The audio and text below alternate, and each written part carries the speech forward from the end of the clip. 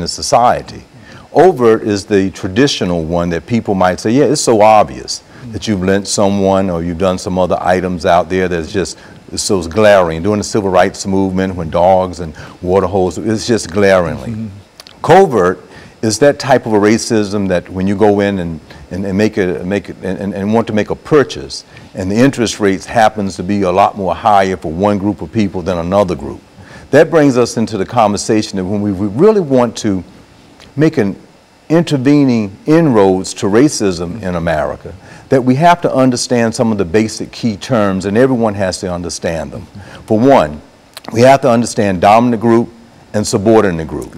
That given our country and its unfolding from 1619 to 2016, that there is a dominant culture within the social structure, within family, within economics, within medicine, within law, within the government, within mass media, communication, entertainment.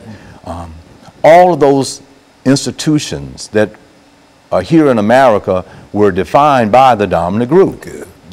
Now, I know we've been talking about African Americans, but it's assumed that all other ethnic groups that come in with different cultures and languages and backgrounds have to assimilate, which is a process of understanding your own culture, but then learning all of the dominant culture's values and norms. And that's what happens within American society, and we've all done that. One of the major institutions, such as education, from first grade through high school, and then from there through higher education, has a tendency to do that. We're supposed to assimilate, which people have done.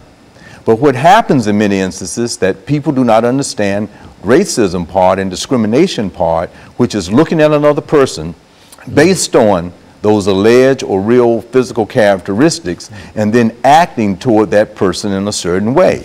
And when they do that consciously or unconsciously, it happens to be racism. Yes. Now, another term that we have to understand, in addition to dominant group, subordinate group, is that of prejudice. Prejudice is a negative attitude or belief that one has a tendency to generalize about that other group. And they do that because of the type of culture and society that we've grown up in. And sometimes it's very unconscious. For instance, we all know about the disparities that have happened with police officers killing African Americans. I bet if we had a conversation with that police officer, he would say, some of my best friends are African American, we play basketball together, we have cookouts together. And mean it too. Yeah, and mean it too. But they do not understand that this thing that we are talking about today is in the subconscious. So when they get there and feel empowered and see this other person, something that's been so ingrained has a tendency to come out at that particular point in time.